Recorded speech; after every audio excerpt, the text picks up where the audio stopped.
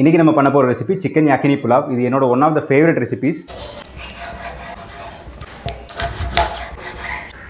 Pressure குக்கரில் ஒரு 1.5 tablespoon நெய், ஹோல் ஸ்பைசஸ். நான் ஃபுல் ரெசிபியும் டிஸ்கிரிப்ஷனில் கொடுத்துருக்கேன். அதில் செக் பண்ணிங்கன்னா என்னென்ன ஸ்பைஸ் போட்டிருக்குன்னு உங்களுக்கு தெரியும். ஸ்லைஸ் பண்ணி வச்சுருக்க இஞ்சி, பூண்டு, ஸ்லைஸ் பண்ண பெரிய வெங்காயம். இந்த யாக்கினி புலாவுக்கு ரொம்ப இம்பார்ட்டன்ட் இந்த ஸ்டாக் தாங்க. இந்த ஸ்டாக் மட்டும் பக்காவாக வந்துச்சுன்னா உங்களோட புலாவு அட்டகாசமாக இருக்கும். பச்சை மிளகா, தேவையான அளவு உப்பு. எப்போவுமே யாக்கினி புலாவுக்கு வெங்காயம் வந்து அதிகமாக வதங்கக்கூடாது, கலரும் ஆகக்கூடாது. சிக்கன் கழுவுனது, மசாலா எதுவுமே போடலை, அப்படியே தான் போட்டிருக்கேன். இது வதங்கினதுக்கப்புறம் இப்போ கரம் மசாலா மட்டும் தான் போட போகிறோம். வேறு எந்த பவுடருமே கிடையாதுங்க அதுக்கு.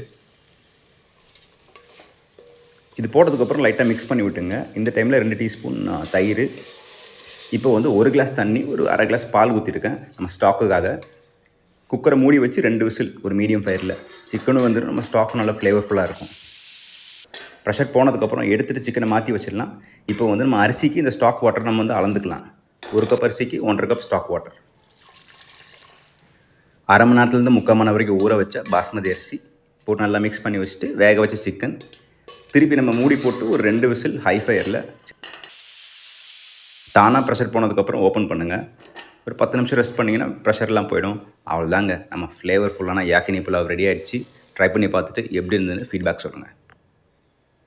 வேறு நாங்கள் எப்பவுமே சொல்கிறது தான், everybody can cook and everybody has to cook.